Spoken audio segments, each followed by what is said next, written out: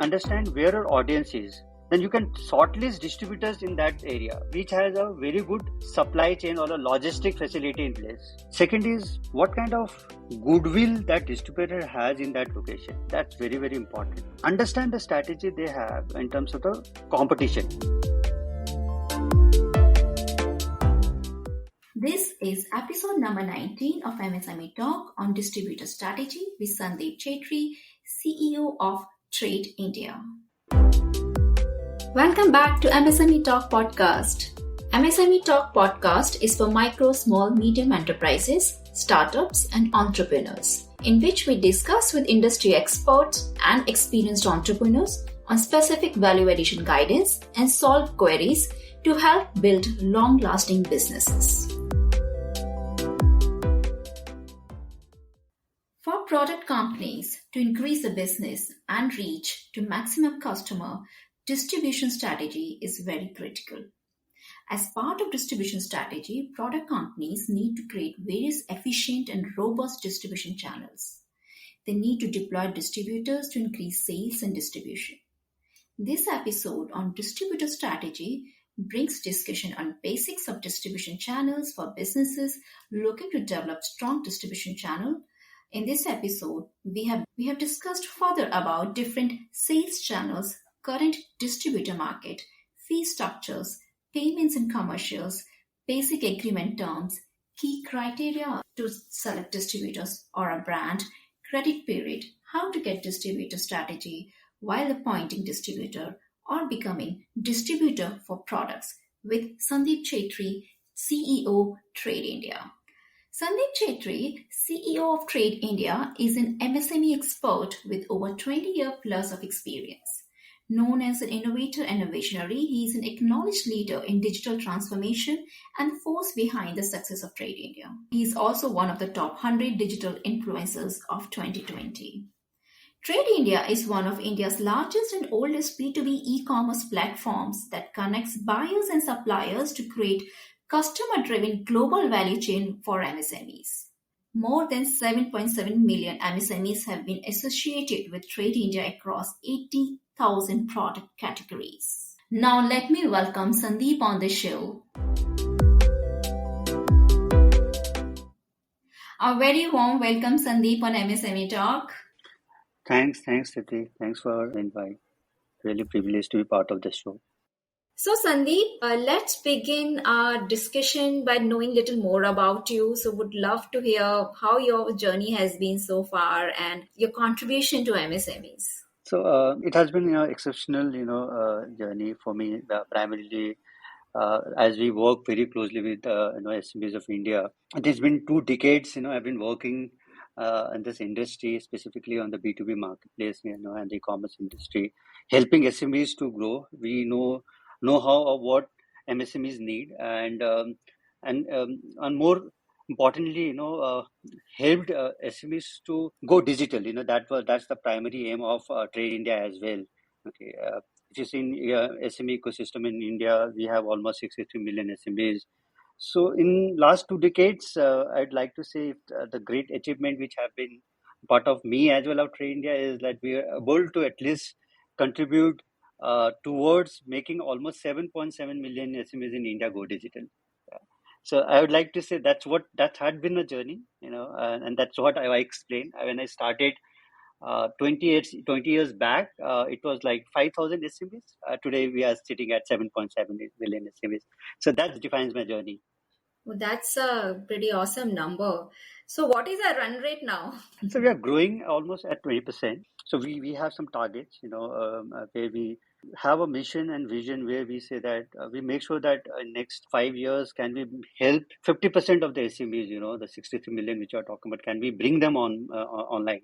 Can we help them to do e-commerce online? Hopefully we are working hard to achieve that, and of course technology will be one of the aspects which will help us to reach there. And the way, in fact, the pandemic has become a blessing in disguise for us. Everybody was thinking like the digital economy will be there by 2025, and we see that it's there in 2020 itself, right? After pandemic, everybody is talking about digital and digital, so this is I think, this is the right time for the MSME also, and I see that the numbers will really accelerate in next 2 to 5 years. Yeah. Great. So, Sandeep, today we have met for the discussion in the MSME Talk podcast on about distribution strategy. And one of the reason of choosing distribution strategy as a topic for a discussion with you, you have been focusing so much through Trade India, increasing the businesses for the MSME world. And if we see for any MSMEs, increasing the business and sales is one of the key things. And distributors, how to increase distributors, how to increase business to distributors. Many of them in this journey try to keep improvising or struggle to get into that. And there's a lot of changes also happened over the period of time, traditional versus today.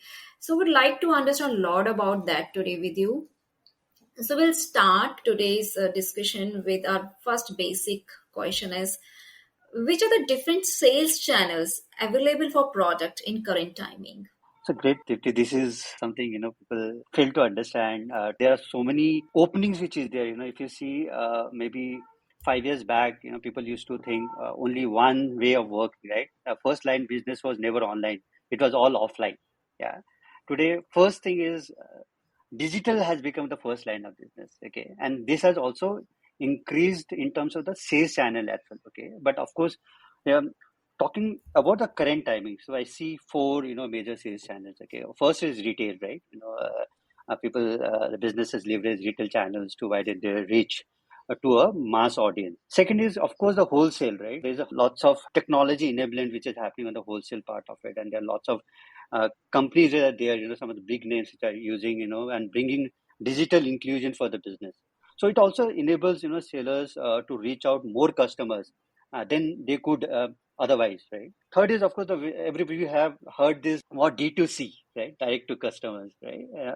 Where you can do through a brick and mortar setup or online. You can use both, and there's a major advantage here as well when you keep an eye on where you can keep your eye on your marketing strategies and your budget, and you can control each penny which you are spending, when it comes to D2C, right? And finally, very close to me, that is B2B, right? And I say B2B, it's not only B2B e-commerce, it has become omni-channel today. So that is what I see. These are the four channels today, primarily. So one is retail, second is wholesale, D2C, and B2B. Okay. So, Sandeep, for any business or entrepreneurs, which factors helps in deciding relevance of each sales channel and how they should, allocate their priority, capital, and time? So it all depends, First, I would always suggest that, never keep all eggs in one basket, Yeah, so you cannot do everything together, right? Yeah, so somebody might think I'll do retail also, I'll do B2B also, I'll do e-commerce, online. No, not everything, okay? So multiple factors we should look at when deciding the relevancy of the sales channel. Right? And it also depends on the capital you have, okay? Yeah. So first and foremost, see the channel fit, and what is the budget. You have to look at a budget, align with your overall sales strategy. What is the sales strategy which is there? Okay, and once you do that, then invest more time once you decide a sales channel. Okay, but typically you have to look at the product, your audience, what is the niche or whether your product is targeting niche market or the masses. Okay, also look at the demographic.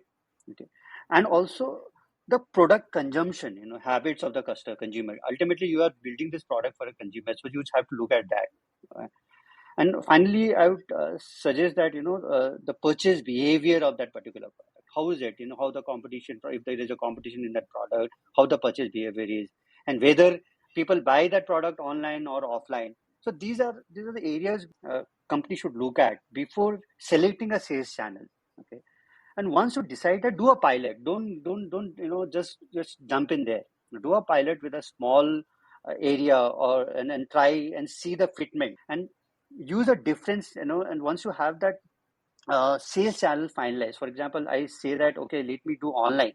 Okay, So if I do online, can I have this website ready and then target with the small geography, okay, with some ads, because today there are so many options there, so when we do small ads and see with the small geography and see what is the response which is coming, okay.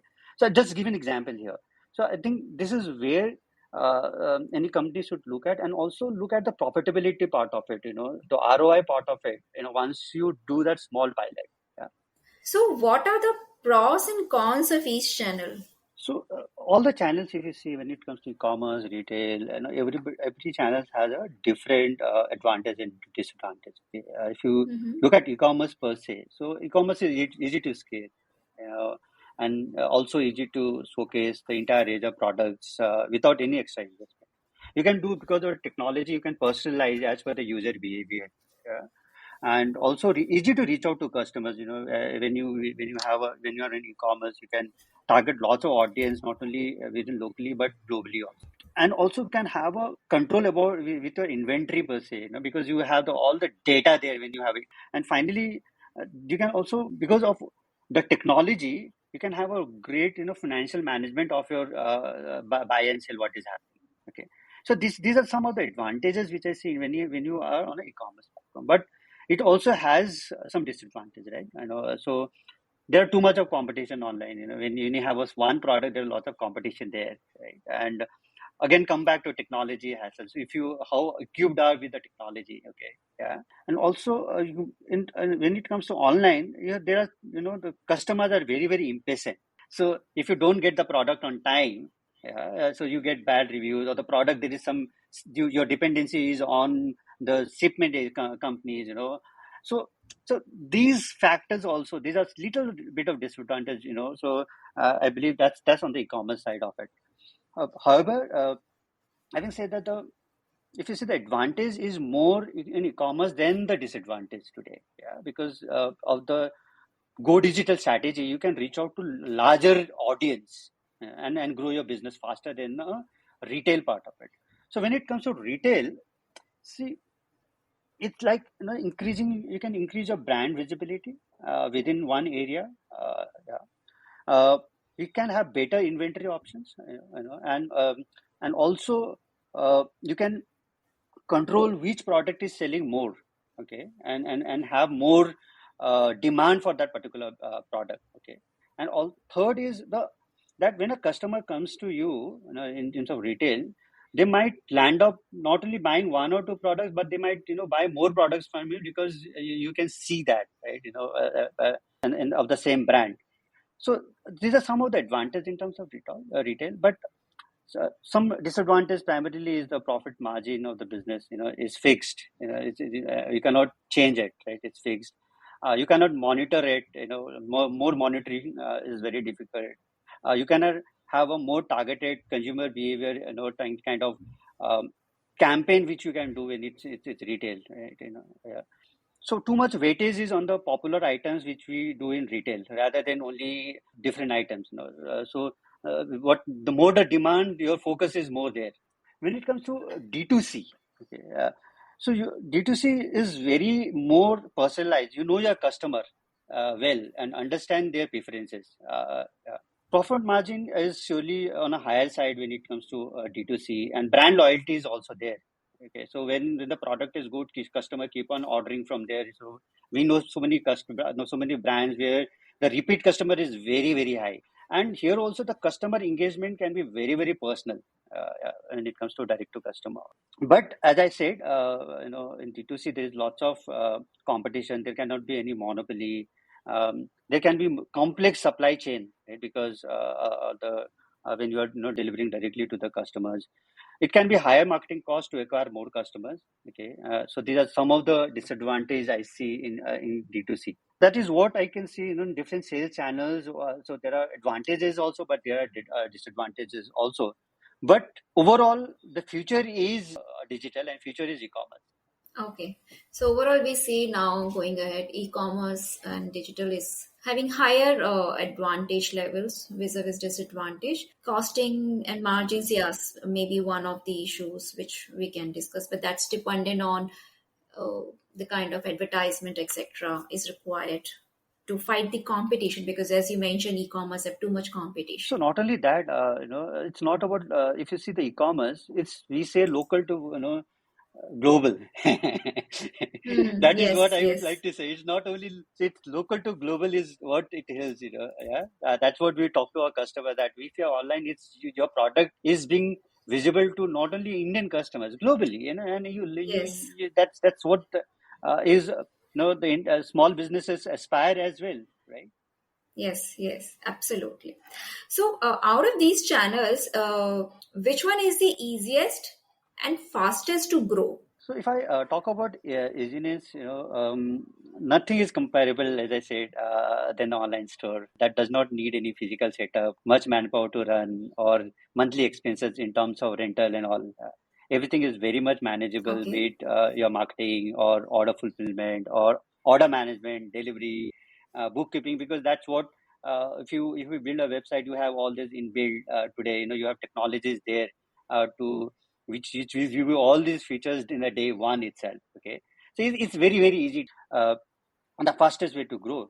But if you look at retail, it takes like you need an office, you need a store, you have to pay rent, lots of things. You have to see the right area where you need to open this store and so on and so forth. And of course, there is also the channel growth dependency completely on the product you have. So that is also very important. That what kind of product you have, which will help you to grow, and where the audience is. Whether the um, audience is primarily your audience, specifically the product audience, is primarily ready to buy online or they want to buy offline. It depends on some product only. So they're typically, for example, I'll give you example of kirana store. Okay, today if you see in a local area, people prefer to buy from a kirana store and then rather than going online and buying. So that product dependency will also be there. But having said that, easiest and fastest way of growing typically for the MSME minus the grocery part of it. Okay, I think it's online only. Let's take a quick break. MSMEs and startups are looking for various kinds of support and upgrade. Are you a product service provider, expert, advisor, consultant, mentor for MSMEs and startups? Do reach out to MSME Talk to list your business. Check the link in the description.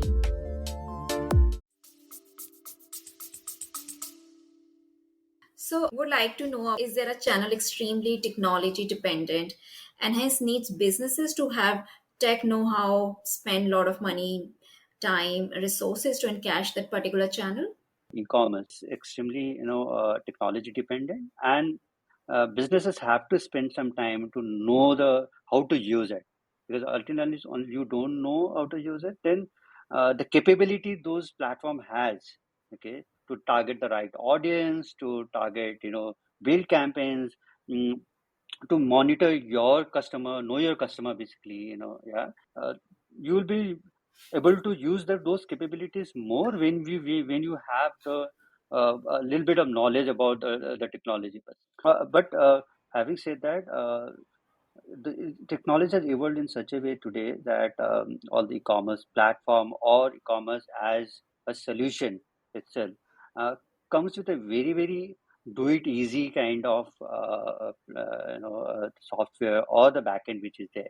Okay, but to answer your question, yes, it's yeah. Okay, so if we talk about all the channels, sales channels you have mentioned, among them, e-commerce highest level of dependency has on technology.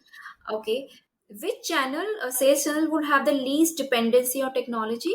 Specifically retail, say, but other than that, even wholesale or D2C, with the technology element, they will be able to measure more, yeah, more both the input and the output, the metrics, yeah, and also the consumer behavior there.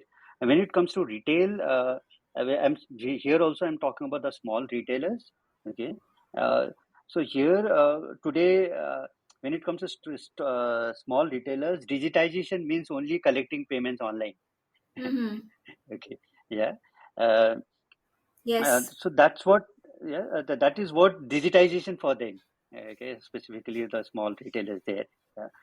But it will take little bit of time. But like I said, the behavior today, specifically for smaller retailers, is not much online, and the adoption will take a little bit of time there. Yeah. Do follow MSME Talk on LinkedIn, Facebook, Instagram, Twitter for information which is beneficial for MSMEs, startups, and entrepreneurs. Among all these channels, could you just give us some, guidance on what kind of broad range of costing or the commissions or markups businesses need to have to pay for the different channels? Okay.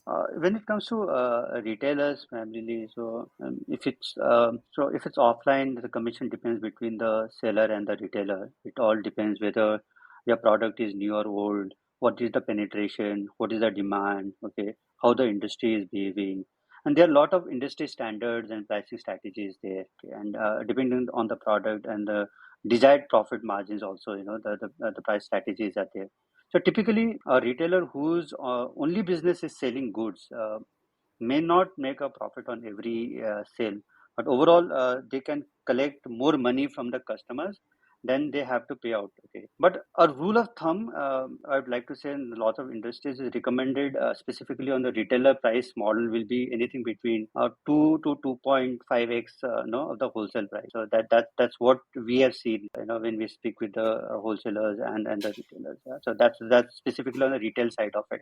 When it comes to D2C, specifically, since here companies reach out to consumers directly with no intermediate involved, then they will have a higher impact on the gross margin, okay, because they can control that margin themselves. In e-commerce, typically e-commerce stores has somewhere, between 20 to 60% gross margin, depending on categories to categories. That's what we have seen, and that's what even our customers who are working closely with us, we see that it all depends on categories.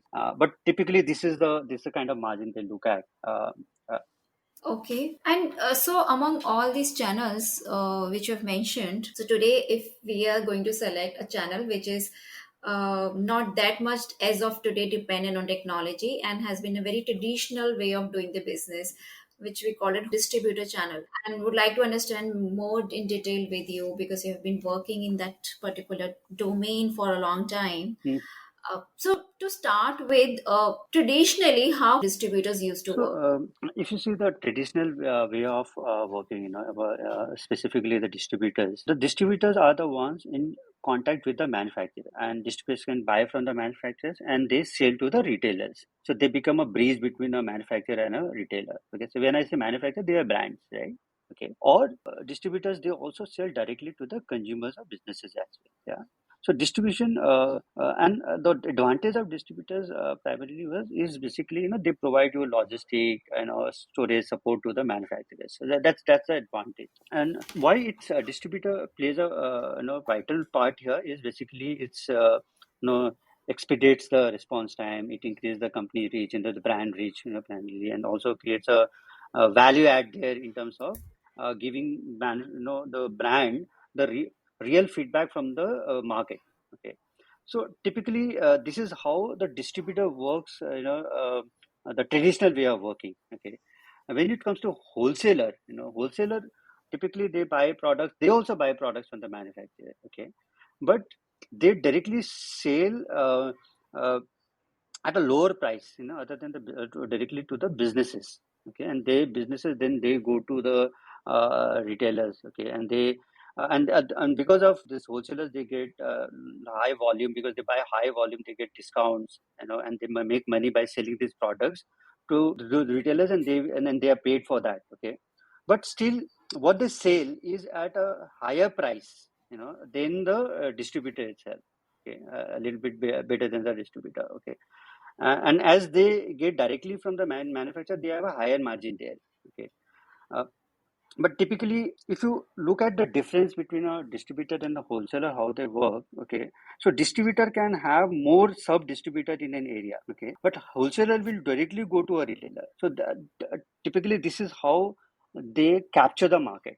Okay. And if you talk about the current timing, how easy or difficult it is for new small businesses to get a distributors assigned for their The products? whole ecosystem has changed today. Okay, because of the digitization. Now it's not difficult at all, and of course there are multiple ways to do that, and that is what we have seen our platform also. When we see that so many companies who are coming on our platform that they want distributors of different products and companies. Okay, which are mid size, small size, and bigger brands as well. So digitization has really helped to bridge that gap. And so, what are the ways they can have more distributors? Currently, is first they can understand their competition, right, and look at their strategies, distribution strategies. Okay, and it's very easy to find that because people they talk about it that I am distributor of X company, Y company.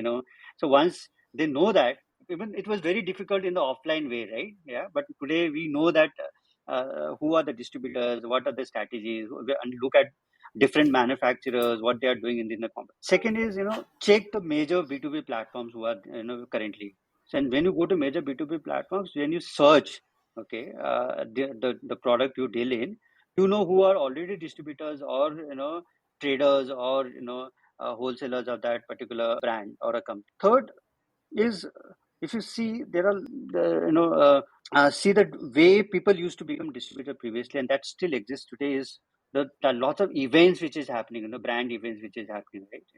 So you go there, participate on those trade shows or the trade events, and you can, have more distributors there. And if you already know what you want to sell and understand your industry distribution channel, like try the manufacturer first, have a productive first contact with a wholesale supplier. So these are very, I mean, just the steps that I'm talking about, the ways you can, get more distributors assigned for your product. Yeah. Let's take a quick break.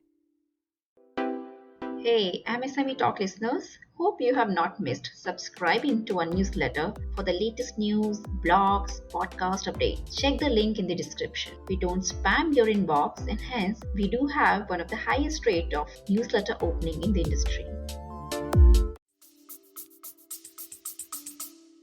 Okay.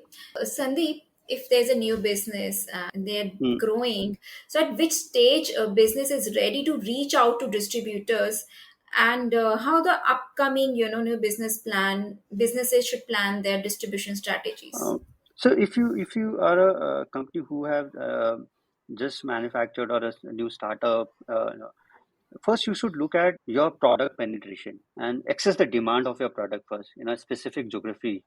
How the demand has been. If the demand is good, then I think this is the right time for you to look for a distributor, so that you can access, you can have more reach, because distributors give you a faster reach. Second is, like I said, one is demand. Second is your audience. Who will, the audience demographic, your TG, because ultimately they will be using the product. Okay, and research the potential channels of distribution. Okay, so when I say research, where, what are the channels you will be using it. Yeah. Finally, you should track results and performance of the distribution and the network optimization which we need to do.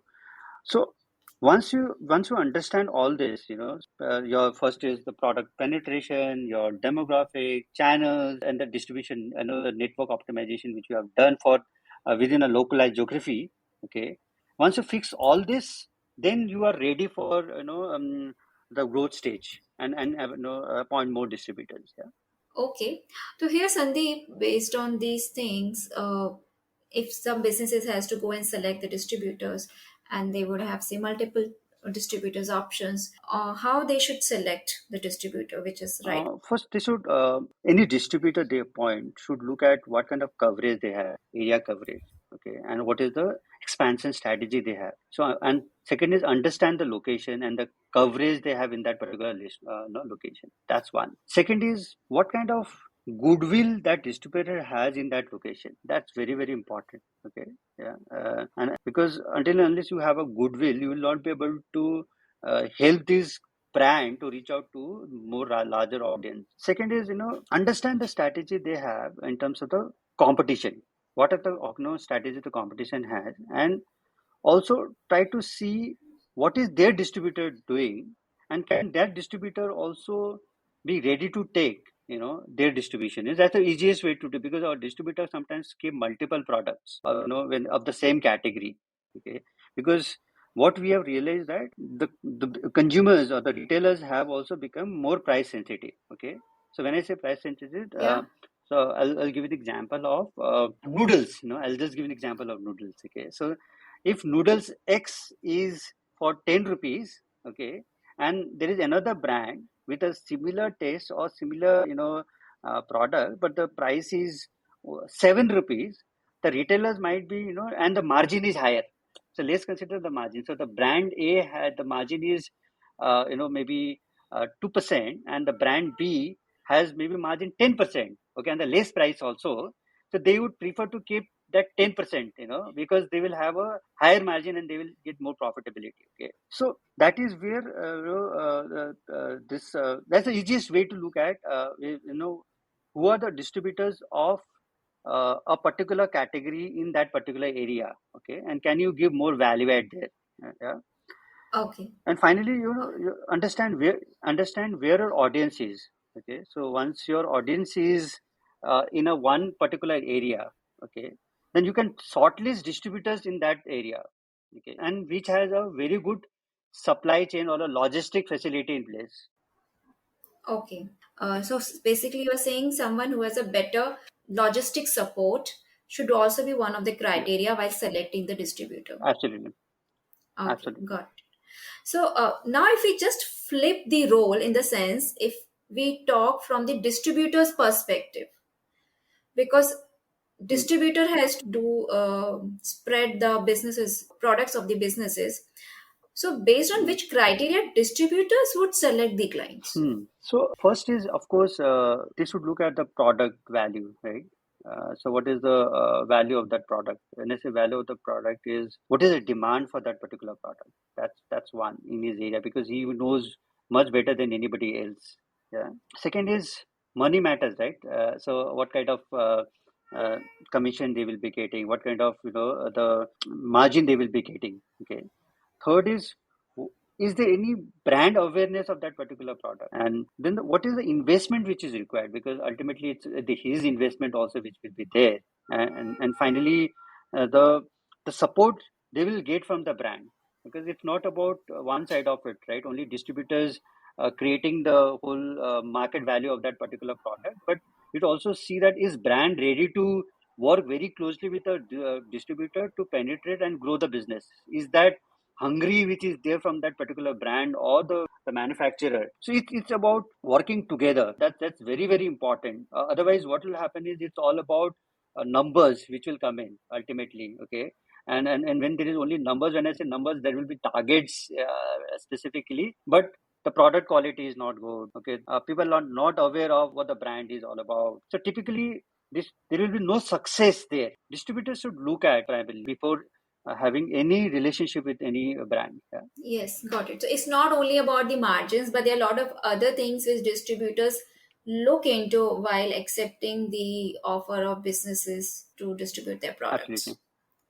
So now, if we ask about, since both the parties are into negotiation mode, some places it would be uh, one party would be more powerful, business or other side. So how the bargaining power differs in terms of brand, scale of operation, etc. in the process of appointing distributors. So it's always like a bigger fish eating a smaller fish, right? Yeah. So if you are a bigger brand, you always have power to bargain better. You know, however, same cannot be said for a smaller or a newer company, because they're trying to establish their business. So in the latter, distributions are in charge, specifically for smaller startups. So distributor they try to negotiate really, really hard with the new brands. Okay, because distributors have their product distribution supply chain in place. So of course, scale of operation matters, but when a company has significant power over the value chain and their value chain, it can directly impact how the company serves its own customers. And plus, it all depends. It all depends primarily how the company is bigger or smaller. Okay, and how the distributors reach in that particular area. Okay, so bargaining all depends on that. So I'll give you a very good example, here. So there is a very interesting health product.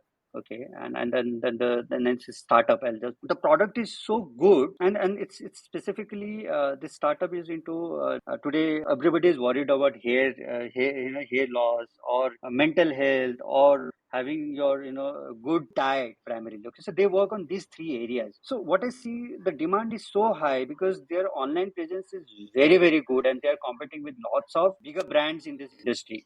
Okay, and they have a very, very good distribution channel. When I say distribution, supply chain, because when I say supply chain, it's between the brand and till the distributor.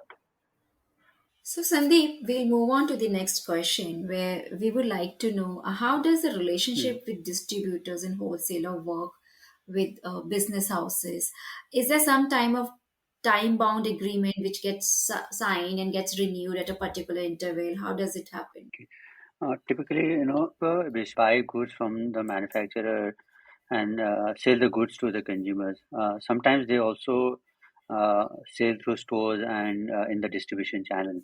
Second, the distributor agreement typically governs the distribution of items made by the producer and also and sold by the distributor. Okay, and of course, yes, there is a time bound and the time period which is there. The agreement typically includes like the terms and conditions of supply and the sales territories that will be covered for that particular distributor. Yeah. Okay, so it's time bound in the sense, is it like monthly, 1 month contract, or 1 year contract, or a 3 years contract?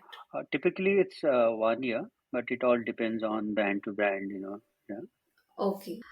So could you just share, some main terms mentioned in the agreement with the distributor, and which any businesses and distributor should have clearly discussed and negotiated to have better business relationship with the distributor? So in this distribution model, the main terms typically mentioned in the agreement includes the distributors minimum purchase commitment.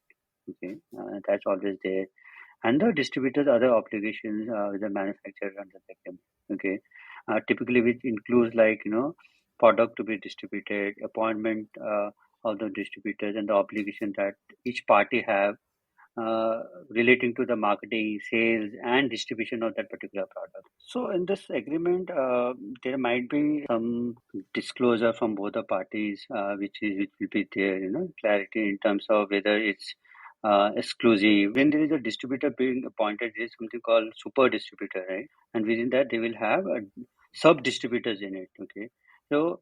Uh, Brand also looks at specifically during this agreement that what is the kind of area plus the kind of terms which will be provided to this particular distributor. Okay, and also they will look at the competition part of it, like I said, in last, are they can become distributor of other similar products or not.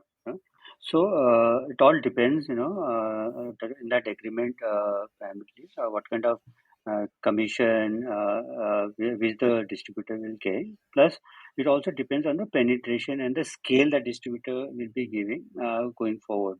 Okay, so those specifics, will be written in the distributor agreement also.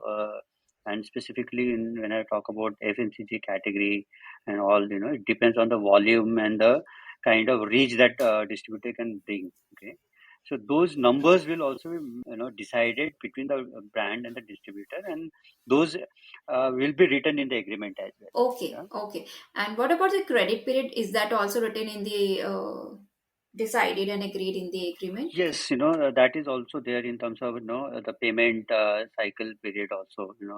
Sometimes it's weekly, fortnightly, or quarterly. So it all depends, on the product to product. But typically, which we have seen in a distribution, it's always monthly. Okay. Yeah, 30 days kind of thing. Yeah. Okay. So, Sandeep, if we talk about commissions and costing, could you give some Hmm. examples of different product category? What kind of approximate cost is involved in distribution ship? Uh, so it depends. Of course, it varies from category to category. What we have seen in our platform, where people are ready to appoint distributors. Okay, so what is the kind of minimum investment they look at? Okay, and I'm just sharing from our platform per se. Okay, so we've seen that spices category which starts from 25,000 and above. Apparel and fashion is like minimum 1 lakh. Okay, automobile is like 5 lakh. Construction and real estate is anything between 2 to 4 lakh. Consumer electronics is like 3 to 5 lakh. Gifts and crafts like 50K and above. So this is what we have seen, in our platform where people, the brands and the companies are ready to give distributorship to different companies. So Sandeep, this is the amount you are mentioning which companies charges from distributor or distributor charges? So How? this is what company charges from the distributor, minimum for to give the distributorship. Okay, and then distributors gets a payment, right, on the sales of which the sales they arrange. Yeah, yeah, absolutely. Okay, so could you just share the some percentage? We would like to hear some examples of some percentage which distributors typically charge on the sales which they arrange. So then they typically get a margin there, right? Yeah. And I say margin is, yeah. So margin is very thin in FMCG category. Yeah. So anything between 3 to 5%. Then there are certain categories like apparel and fashion. And the margin is like 50 to 20%. Yeah. So it depends on the category to category. Yeah. But typically, these are some of the margins which I've shared with you. Yeah. Okay. Any other product category you think of it? You can share some margin. So we have seen in health and beauty the margin is little bit higher, okay, and the margin is anything between 20% to 35%, Okay. So cosmetics, higher side. Yeah, toiletries, etc. will. this is more on healthcare only, Okay. health and beauty only, so healthcare only, and if you talk about consumer electronics, there are different categories. Okay, so when I say consumer electronics is like mobile phones and all. Yeah. Yeah. So there the margin is little bit less, anything between 3 to 7%. Yeah. Okay. But when it comes to appliances, Mm-hmm. yeah, the appliances, the margin is little bit again higher side there. Yeah, anything between 15 to 20%. So, what is the importance of credit period while hiring distributors, and how credit period can be optimized for businesses and distributor both? So credit plays a big role, specifically in country like India. We are, all the companies are like it's a credit hungry country when it comes to business. Okay, when I say credit hungry, specifically in B2B. Okay, specifically in B2B, we see that it's a traditional way of working which is happening between buyer and a seller. Okay, where there is a credit cycle of nearly 90 days. Okay. So same goes with in distributors also. So if you allow distributors, the credit period, it helps them to buy more goods and also helps them to increase sales. Okay, that's one. Credit also allows distributors and businesses to provide, purchase more products and services, even if they don't have much money to pay. And of course, the challenge in terms of the brand is basically to collect that payment. And if you see in India, the collection period, specifically is over 88 days. Okay, and there are 9%. Okay, 9% of the payment which is there, which is uncollected. Okay, so of course, credit will play a big role, but here there has to be a right mechanism, to monitor that credit as well. And specifically for the distributors, where they are also giving credit to the retailers. Okay. But if you see the whole chain part of it from brand to distributors, credit really helps to increase their business, and it also helps to scale, because this is how the whole supply chain works, from brands to distributor and retailers. They work mostly on credit. Okay, other than specifically when they are onboarding new retailers or new distributors, they have a little bit different agreement for initially for 3 months to see the performance, build all the whole credit history, in terms of what kind of purchasing, to build the trust, and after that they renegotiate on the credit part of it, and that's what we have seen when we closely work with these distributors and the bank. Yeah. But to answer your question, is it playing a big role? Yes, of course, it's playing it will play a big role in terms of increasing the business. Yeah. Okay, credit period works in such a way who is more established will command the credit period, whichever is the established brand or established business or a distributor, they will try to reduce their cost and capital deployed. Does it happen that way? Yeah, absolutely.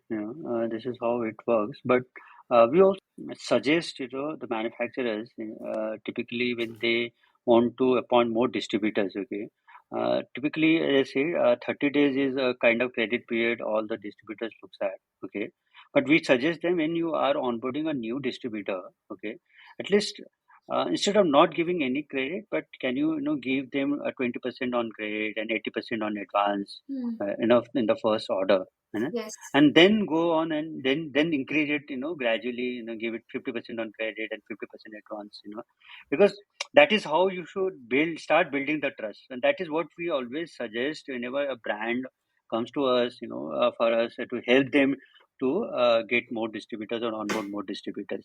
And this really, and some companies are already doing it, and they have seen this working for them.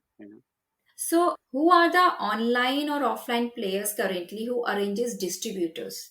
Is this is there some kind of mechanism where someone who arranges to get you more distributors, uh, whether through offline mode or through online mode? So first I'll come to offline. So see, offline distributors typically, the way brand works today is, they advertise on newspapers, um, or local newspapers, regional newspapers, and try to find distributors. That's the one way of advertising. Or some, if you've seen that there are local magazines which comes, or some yellow pages or those pages where they advertise, and then they try to acquire distributors. Okay, that's one traditional way of doing it. Okay, now second is of course online. Okay, so today if you talk about online, Get Distributor is the only platform which is providing this particular feature of connecting people who wants to become distributor and who wants to appoint distributor. Okay, other than that, these brands are also using mediums like social media, um, or Google Ads, to connect with the right audience. Yeah, Okay. So you're saying there are very few players online who can be used to get distributors. absolutely. My next questions are coming from the real life challenges where would like how new businesses can drive established distributors to promote their product. Also, a big reason being because the new businesses will be small and they will not fall in the priority of the distributor. The distributors, especially Mm-hmm. who are established, and Mm-hmm. reaching out to an established distributor would definitely help small brands and companies to reach out the market, faster. But how they can push them or get their attention to give priority to their product? Okay. Uh, First and foremost, the quality of the product is very, very important. Okay, don't negotiate on the product quality. So once you have a good quality product, okay, second is the margin part of it. Okay, so I always suggest that when you are, building a brand and you're starting, you can have a higher margin than the bigger company, because the bigger company, they will have more volume, they have a huge operation cost, so much of cost which is there. Okay, because of that the margin is very, very thin there. Okay, so here, if you can look at a better margin and a good quality, this will definitely help distributor to get more attention. And finally, today, what is the differentiator between a brand and a new age startup is, see, what as a consumer we buy is what we see we buy today. Okay, so what we see, when I think the packaging is very, very important. Okay, uh, the, and if you see a very, very I mean that is what I say, people on the website front also, right? If you see, there's a website which is very, very excellent, been having the UI and UX is very, very good. It shows that it's a very big and brandable company. Okay, similarly when it comes to this product per se. Okay, here the product packaging plays a big role. Okay, so typically, these are the three aspects they should look at. One is very good product packaging, second is good quality product, and third, the margin, the higher margin. Okay, so if you do that, distributors will definitely will show interest in your product. Yeah. Got it. And how the low value to high value product impacts the type of distributor for the businesses. Uh, so there are products which are low on value and amount, uh, uh, while there will be product which will be high value products. So Hmm. the type of distributor to be approached for these kind of products, uh, could you just give us some tips or highlights on that? So low value and high value all depends on the area coverage. Okay, so when I say area coverage is typically this distributor is in a smaller city or a bigger city. Okay, yeah, because that will play a big role in terms of the consumer behavior as well. Yeah, so maybe in a area where the consumer paying power is not that high. Okay, so with I mean, with a similar product, the low value product will have a better reach and better, get more better business. Whereas um, typically when it comes to a region, like for example, specifically metros where the income percentage also high, and the people have more high paying capacity. Okay, more people are more brand and health conscious. Okay, where people are ready to pay more premium. So. mm so typically, any brand when they look at, they should look at this aspect, before finding the right distributors for the product. So it plays a big role, but it also depends on the target audience and the location. Sandeep, we really had an interesting discussion understanding the basics of distribution and sales channel and distribution strategy, how the current distributor market and commercial term works, basic agreement terms, key criteria to select distributor or a brand, credit period, how to get distributors appointed, strategy while appointing distributors or becoming distributor for product and companies. Thank you, Aditi. I'm sure our listeners would definitely pick up some relevant point for their business journey and business growth through distributor channel. So thanks, Ritti. Dear listeners, don't miss the next episode in which you will know about easy and efficient way of getting distributors appointed for your businesses or to become distributor, franchisee or sales agent of products. Subscribe MSME Talk on your favorite podcast platforms like Apple, Spotify, Ghana, and on LinkedIn, Facebook, Instagram, Twitter to get next episode alert. Hey, if you like the information shared on the podcast, why don't you give some good reviews to us on Apple or Spotify? Through this episode, I hope you would have got some answers to your queries and guidance for way forward. Do share your learnings from the episode, your feedbacks and suggestions. If you are an entrepreneur and have questions from experts or any particular topic or profile of expert you want to hear, or if you are an industry expert with MSME as a target audience, do reach out to us. Our link is given in the description. And at last, please do subscribe for MSME Talk podcast and don't forget to share the podcast link with your friends, family and network. Take care. Goodbye.